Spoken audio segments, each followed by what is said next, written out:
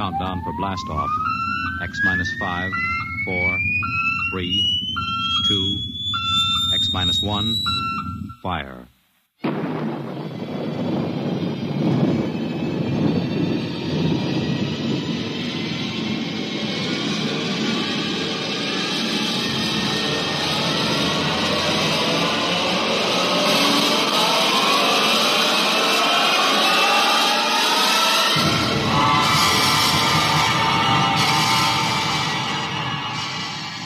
From the far horizons of the unknown come transcribed tales of new dimensions in time and space.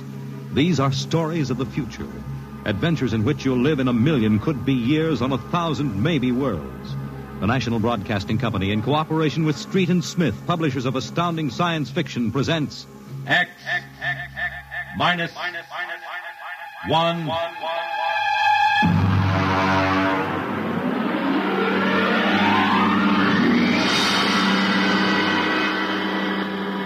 Tonight's story, Nightmare. A story based on the poem Revolt of the Machines by Stephen Vincent Benet.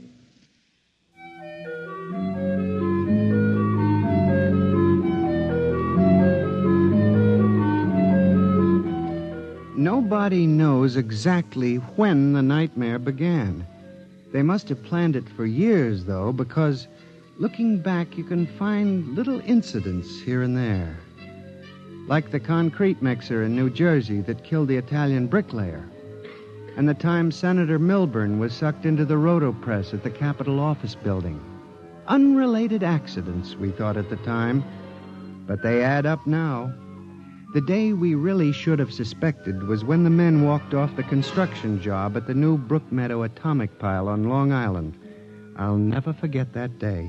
I was working as a statistical clerk in the project then, operating one of those miracle computing machines. They called it ENIAC. Mr. Gurney. Yes, Bella? The chief wants to see you in his office. Me? Unless you were no longer Samson Gurney, he wants to see you. Oh, thank you.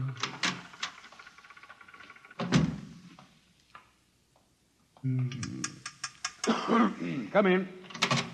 You wanted to see me, Mr. Hawk? Gurney, I thought those electronic computations were infallible. They are, sir, but... We've got a kickback from the chief physicist. These nuclear fission equations are inaccurate. Well, sir, you know the computer is a highly complicated machine, more complicated in many ways than the human brain. I'm not interested in the physics of it. Can something go wrong? Well, occasionally, if there's an overload, the machine goes haywire. Sort of has a nervous breakdown, you might say. We usually rest it up for an hour, and it's okay again. Well, do whatever has to be done. Yes, sir. And, Gurney. Yes, sir? You've been with the Bureau for over 15 years now. It would be a shame to have to remove you because you aren't keeping your mind on your work. Mr. Hawk, I assure you... Excuse me. Hawk speaking. What? They've what? All of them? Well, have you tried to talk to them? Oh, yes, of course. I'll send one of the safety engineers over. Place is falling apart piece by piece. Miss Roscoe, the men of the construction gang of the new building have walked out on us. They're complaining that the job is jinxed. Someone slipped this morning and fell into a turbine.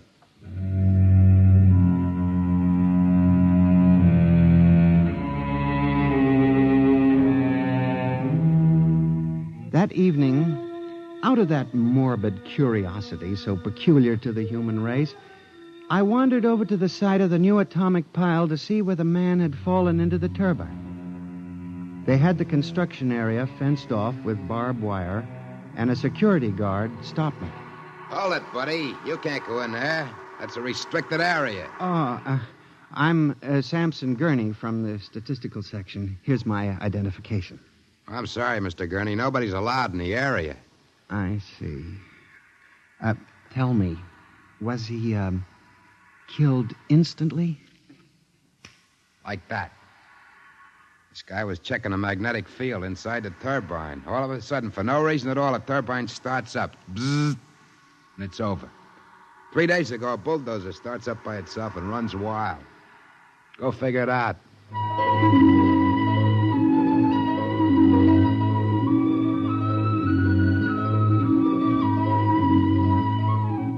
I'm a statistician. All my life I've been interested in statistics, so a simple-sounding thing like this started me off.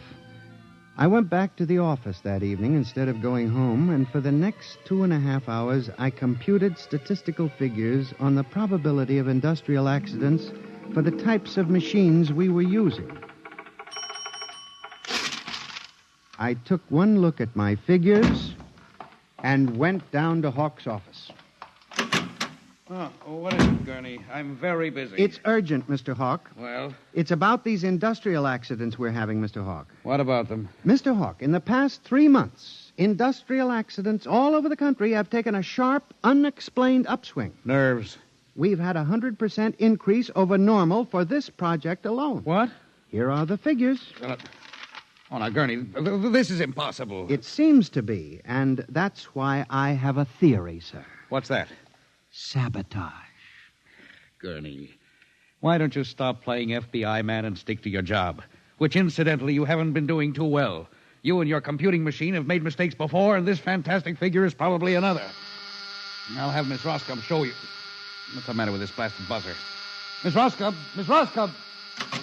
Yes, sir. Stop this blasted buzzer. Get a repairman, a mechanic, anything, but stop the thing. And you, Gurney, get out!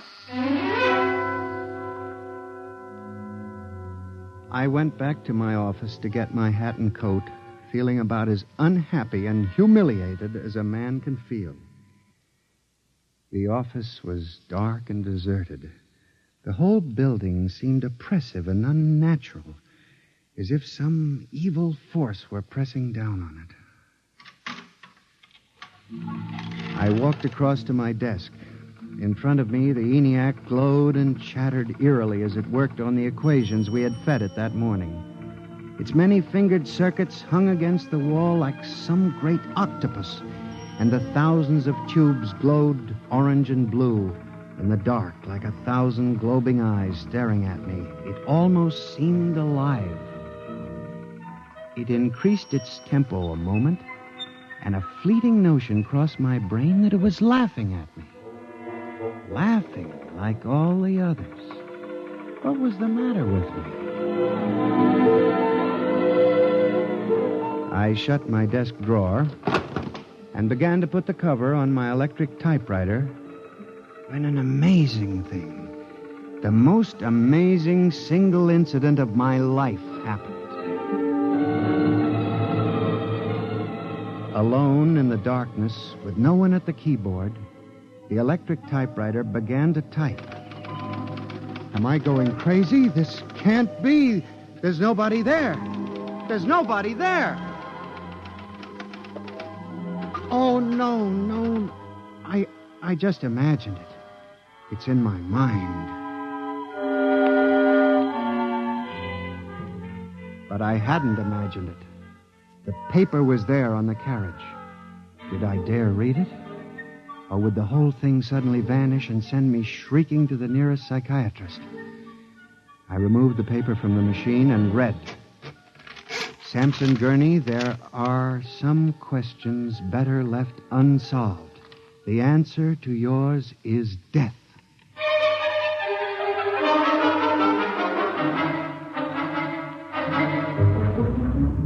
Gurney, do you expect me to believe this? It's insane. Mr. Hawk, I'm as sane as you. I'll submit to any psychiatric examination you choose. That typewriter wrote this message by itself. Then this is just some practical joke someone in the office is playing. There was no one in the office. Oh, of course not. They wired up the machine and left. I checked the machine myself, Mr. Hawk. All right, Gurney. You leave this note with me, and I'll turn it over to the security force for further investigation. But... No buts, Gurney. The security men will handle it. Yes, And now, you just relax for a few days. Everything will turn out all right. The main thing is not to let little things upset you.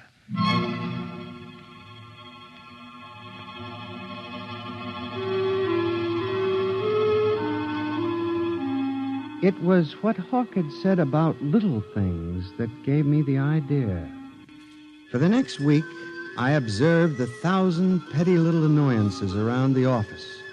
The door handle that wouldn't turn. The telephone connection that cut off in the middle of an important call. The power failure for no explainable reason. I watched the newspapers, too, reading about industrial accidents, failures of important machinery. It seemed absurd. Men had created machines that were almost perfection in themselves. Machines that could actually think and compute fabulous equations. And yet the failures went on. I, Samson Gurney, an unimportant clerk in an unimportant job, knew that I had stumbled onto a secret so monstrous in its implications that I was almost afraid to pursue it. On October 12, 1956, I established communication with them. I will curse the moment to my dying breath. I hooked the input of the typewriter to the main vacuum tube of the ENIAC. Then I turned on the current that sent 1,000,000 volts of pulsing energy into the electronic nerves of the machine. I am certain that if anybody were watching me in the next moment, he would have thought me a raving maniac. I still wonder if perhaps it is not all a nightmare. Now, you, if what I have guessed at is true, if there is life and intelligence in this room, make a sign. There was nothing. Nothing but the hum of the machine and the dull glowing of the tubes. I tried once more. If you can hear me, if there is any way in which you can understand what I say, give me a signal. There was silence again. I felt that I had failed. When suddenly, without provocation or explanation, it happened. The electric typewriter began to respond to the impulses from the machine. The letters were Y-E-S. Yes, it had happened. I, Samson Gurney, had communicated with a machine. I listened then, man to machine, for well over an hour, sometimes phrasing a question, more often watching the machine click its answers. As the words took shape, I began to realize what must have happened. The first primitive stirring of awareness of being, then the slow protozoan development of a concept born of centuries of being pushed, started, stopped, clicked, maneuvered by human pygmies. From that concept, all others developed. And the concept was resist.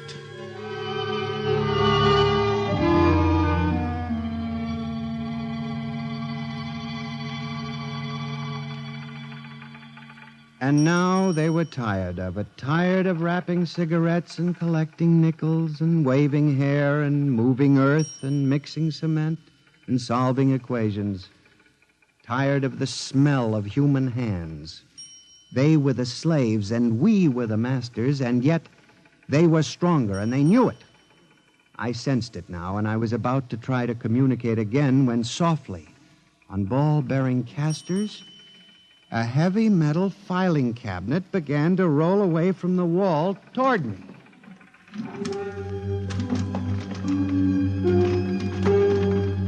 I started to move to one side when another cabinet slid out from the wall, and then another, surrounding it.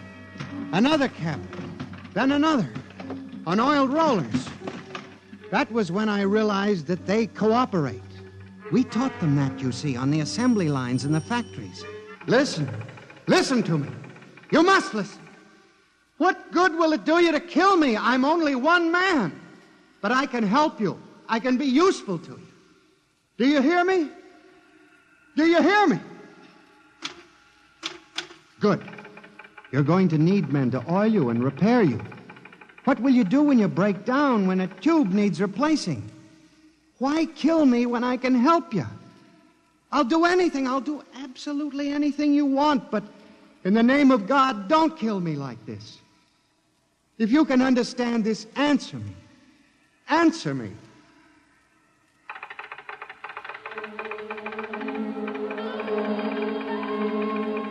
The appeal was a fortunate one.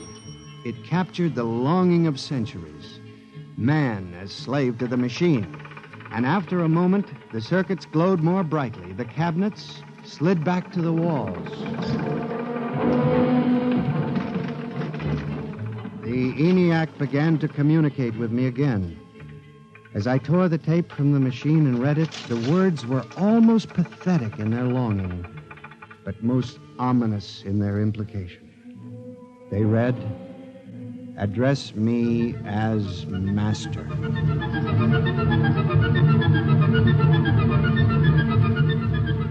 My life for the next 6 months was a nightmare. The ENIAC gave me messages which I had to transmit into my telephone. Messages with no human being to receive them. Only the network of pulsing telephone wires, flung like a spider's web across the world. It was done at night, of course. During the day, the machine worked accurately and ceaselessly at its appointed job. At night, it became a demon, a master plotter, with me, Samson Gurney, as its pawn and human courier. I was frantic. I began to lose weight. I couldn't sleep. My nights were torture, a constant fear. It was in December, just after Christmas, that I transmitted a message to the telephones for relay to all machines of transportation. The message was one word: kill. Next morning, I went directly to the office of Mr. Hawk. I was highly agitated. My lips trembled as I spoke. Mr. Hawk, what I'm going to tell you sounds crazy. I know it does. But I must say... All right, say it then, for heaven's sakes. Mr. Hawk, have you ever heard of resistentialism? What? Resistentialism. It's a theory that inanimate objects tend to resist living objects. Look, Gurney, I haven't time for nonsense. Mr. Hawk, I'm trying to tell you, all these accidents, the trouble with the machines, Mr. Hawk, they're alive. They think, they cooperate. And they hate us. Who? The machines. Gurney. You've got to believe me. I've communicated with them. I know. They've threatened my life, but I don't care. Something's got to be done. The world has got to be saved. And there's still time if we wake up. What are you doing? Just relax, Gurney. Everything will be all right. What are you doing? Miss Roscoe, send for the plant physician at once. Mr. Gurney has had a nervous collapse. Now, everything will be all right, Gurney. I'm afraid we'll have to remove you from your job, but I'm sure the rest will do you good. You fool! You blind, stupid fool! Can't you see what you're doing? Fool! Fool! Fool!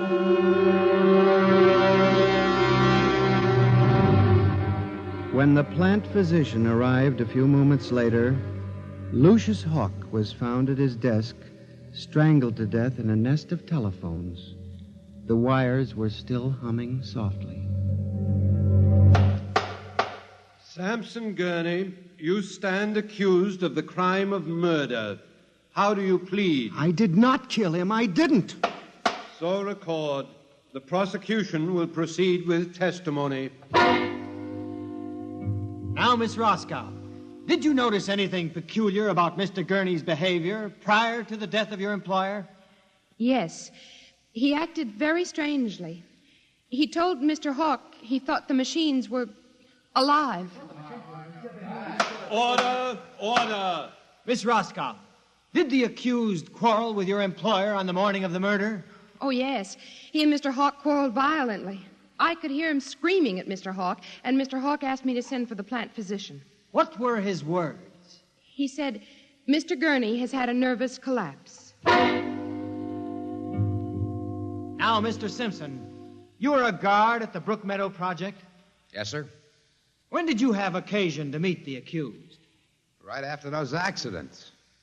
He was snooping around a construction area. And later, I was making my rounds when I saw him in the office all alone.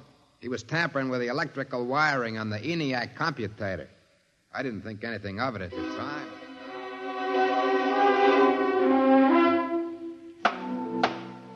And in view of the expert testimony heretofore expressed, the court hereby finds you guilty of murder in the first degree, with the recommendation that you be examined and committed to the State Hospital for the Criminally Insane at Matawan.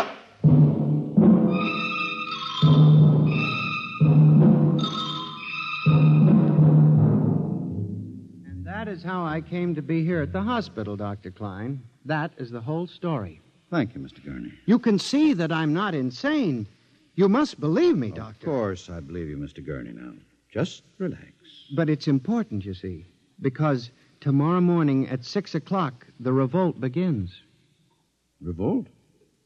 You didn't mention any revolt. They have it all planned. I transmitted the code to the switchboards last Monday. Mm-hmm. Tell me about this revolt, Mr. Gurney. It'll begin in Washington, then spread to New York. The Madison Avenue buses lead the charge. Picture it, Dr. Klein. 3,000 buses roaring rampant through the streets, people running like rats in a maze looking for holes in the solid ground. And you really believe this will happen, Mr. Gurney? I know it, Doctor. The worst part is there's no way to stop them now. It's too late. Now, you mustn't excite yourself, Mr. Gurney. Doctor, don't you see? Oh, it's fair enough, I suppose. We built them. We taught them to think for themselves. It was bound to come. The female machines will be the worst of all in the beauty parlors. They're more high-strung, you know. Well, since there's nothing we can do about it, Mr. Gurney, suppose you go to your room. Maybe if I went to my old coupe, I could make a deal before the police cars got me. It wouldn't make sense for them to wipe out the whole human race, would it, Doctor? Of course not, Mr. Gurney. They'll probably let us completely alone. After all, we're all good Americans. We always like them. Yes, Doctor. Would you take Mr. Gurney to his room, guard? He's already been given sedation. Yes, sir. Will you go in and lie down now, Mr. Gurney? You look tired. Yes. It won't be so bad, Mr. Gurney. Perhaps not. Only there's one thing that bothers me, Doctor. One small detail. What is that, Mr. Gurney? Those concrete mixers may have made a mistake, you know. Just high spirits and all that. But if it got so they like the flavor... We'll see you later, Mr. Gurney. Try not to worry too much. All right, guard. This way. Phew. I've seen all kinds. There's a man whose deception is about as fantastic as any I've ever seen. Hold the next patient for a while, Miss Clark. I'm going to have a quiet smoke. Machines revolting. Telephones strangling people. Phew. This blasted cigarette lighter, why won't it work? Just fill it with fluid. Flint is good. Oh, well. You can never trust this newfangled machinery.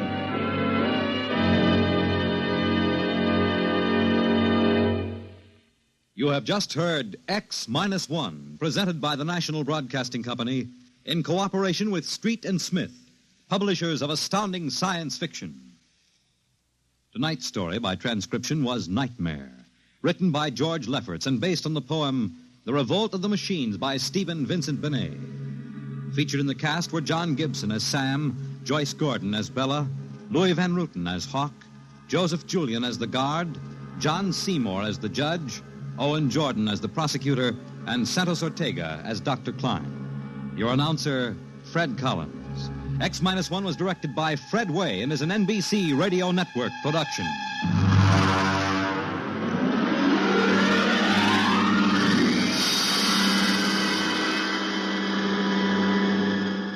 And now, next week, suppose you were a private detective and discovered that there was a Martian embassy hidden somewhere in New York preparing for an invasion of Earth. Next week on X-1.